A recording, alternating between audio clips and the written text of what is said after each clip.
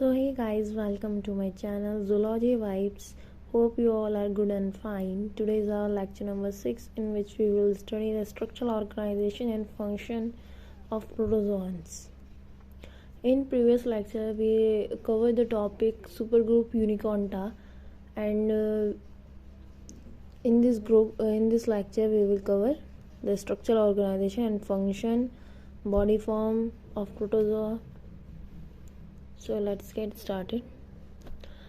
Firstly, they have unicellular level of organization. इनकी जो organisation level होती है यूनिसेल्युलर होती है, मतलब एक सेल ही सारे फंक्शन करता है. डाइजेशन भी उसी सेल में, एब्जॉर्प्शन भी उसी सेल में, everything is done to be in the single cell. इनकी डाइवर्सिटी कोई प्रिसाइज नहीं है, इनकी डाइवर्सिटी बहुत एक्सट्रीम है, बहुत डाइवर्सिटी है इनकी.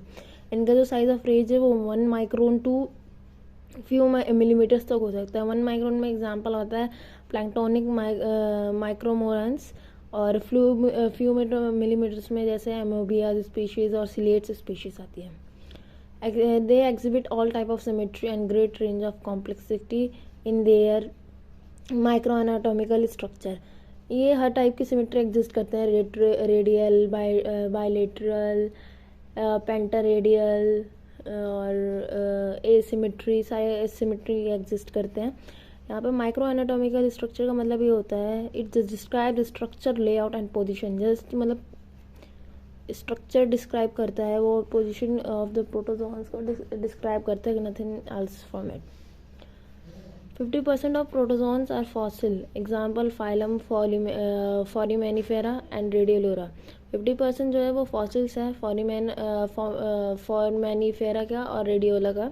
25% जो है वो सिम्बायोटिक एसोसिएशन में रहते हैं, और बाकी सारे कोई पैथोजेनिक भी होता है, कोई ऑटोट्रॉपिक भी होता है. नेक्स्ट हम बात करते हैं इसके बॉडी फॉर्म्स की. The body of protozoans have plasma lemma. इनके जो प्लाज्मा मेम्ब्रेन होती है उस सेल मेम्ब्रेन को ही प्लाज्मा लेमा कहते हैं. Rigidity and flexibility is provided by cytoskeleton. मैंने पिछले लेक्चर्स में भी हमने डिस्कस किया था. साइटोस्केलेटन रिजिडिटी लोकोमोशन में भी हेल्प करता है. तो basically cytoskeleton present only which have cilia और फ्लैजिला. साइटोस्केलेटन सिर्फ उनके पास रहता है जिनके पास सीलिया और फ्लैजिला होता है. क्यों? क्योंकि ये बेसल बॉडी ऑफ फ्लैजिला या सीलिया के प्रेजेंट होता है. साइटोस्केलेटन सेल के नीचे जो सेल मेम्ब्रेन के नीचे जो बेसल बॉडी फ्लैजिला की आती है उधर ही ये एग्जिस्ट करता है एज अ ग्रुप ऑफ माइक्रोट्यूब्यूलाई और extra. Cytoskeleton composed of filamentous protein, microtubule और वेसिकल्स और कॉम्बिनेशन ऑफ ऑल थ्री. जो साइटोस्केलेटन या तो वो फ्लैजिला वो करेगा, flagellar protein which is actin protein और फ्लैजिलेटेड प्रोटीन, या माइक्रोट्यूब्यूल होंगे उसके पास, या वेसिकल्स होंगे, या फिर तीनों ही प्रेजेंट हो सकती है. Cytoskeleton plus cell membrane forms pellicle. Mainly responsible pellicle जो है वो मेनली रिस्पॉन्सिबल होता है फ्लेक्सिबिलिटी के लिए. फ्लेक्सिबिलिटी प्रोवाइड करती है, रिजिडिटी से थोड़ा फ्लेक्सिबल बनाता है. Protozoan secrete certain organic material like gelatin, cellulose और tectin that forms outer surface of plasmalemma. Structure form are. अगर ये हमारा वो है सेल है तो ये प्लाज्मा लेमा हो गया. इसका जो मैं ऐसे बना रही हूँ ये प्लाज्मा लेमा हो गया. इसके बाहर एक और कवरिंग ये बना लेता है जो ये रिलीज सिक्रीट करता है. जो बाहर का स्ट्रक्चर बनता है ये बहुत किसी भी तरीके का बन जाता है. तो शेल्स बन सकते हैं, टेक्स्ट बन सकते हैं, लॉरिकल लूज कवरिंग बन सकती है, एक लूज कवरिंग बन सकती है, एक थैका बन सकता है. ये किसी भी टाइप का वो जो सरफेस जो ये मटेरियल सिक्रीट करते हैं उससे कुछ भी, इन तीनों में से कुछ भी बाहर की कवरिंग बन सकती है.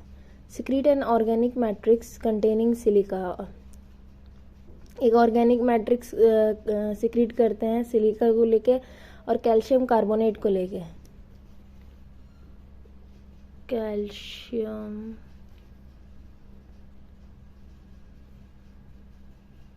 कार्बोनेट.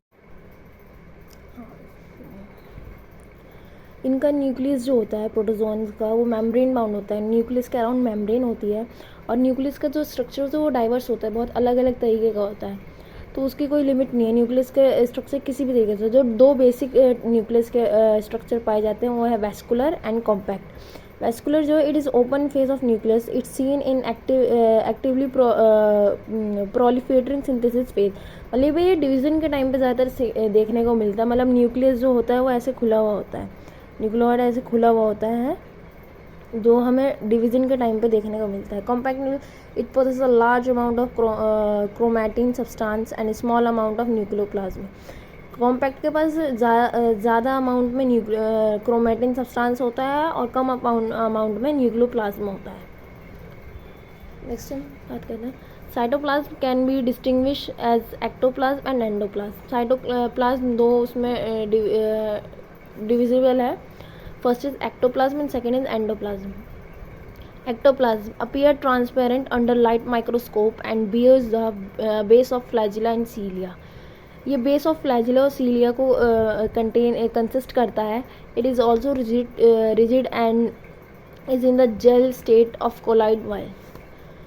ठीक है, ये जो है firstly I have to cut it. ये अपीयर करता है ट्रांसपेरेंट दिखता है ये लाइट माइक्रोस्कोप के उसके अंदर के ऑब्जर्वेशन। जब हम लाइट माइक्रोस्कोप से ऑब्जर्व करते हैं तो ट्रांसपेरेंट नज़र आता है। और ये बियर करता है फ्लैजिला और सीलिया।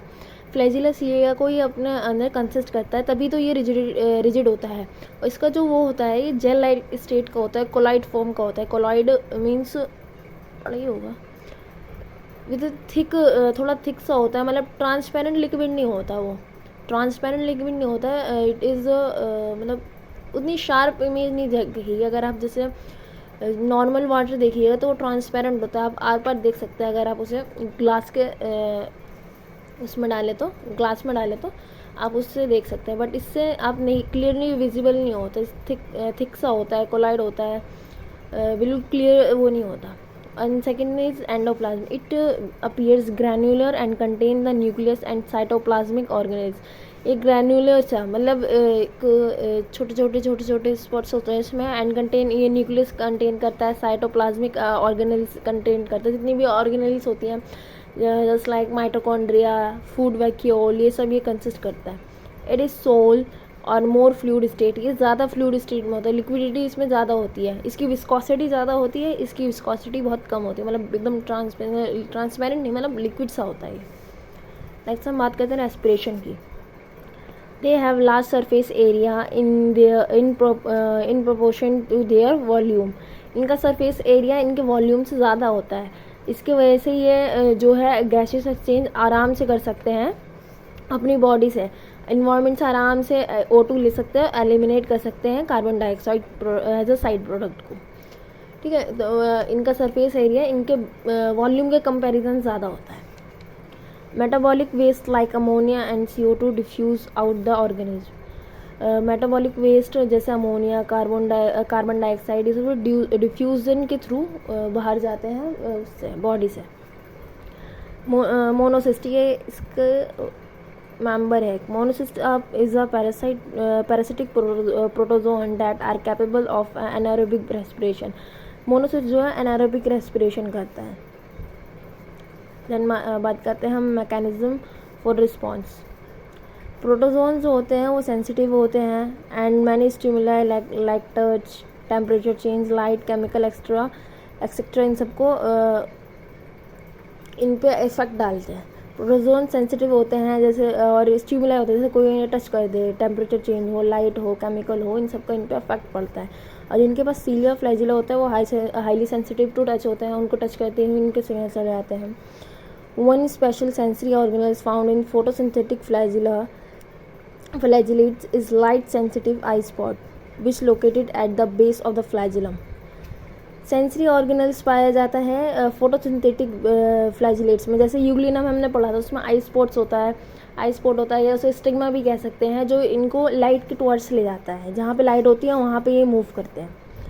The exact mechanism is not understood but amoeba can constantly change their protoplasmic mass and respond to stimuli as cell wall as conduct them. Exact mechanism नहीं पता किसी को भी, बट जो अमीबिया का है वो कॉन्स्टेंटली चेंज करता रहता है देयर प्रोटोप्लाज्मिक मास को। मतलब कभी वो ऐसे है,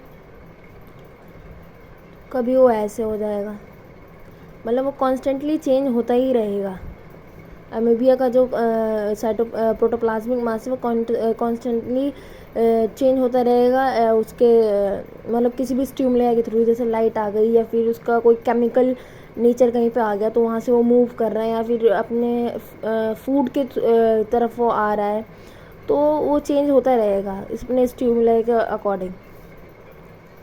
So in this video we cover the 4 topics: structure, organization and function, body forms, respiration and mechanism for response. So मिलते हैं नेक्स्ट वीडियो में, जब तक के लिए टाटा बाय बाय.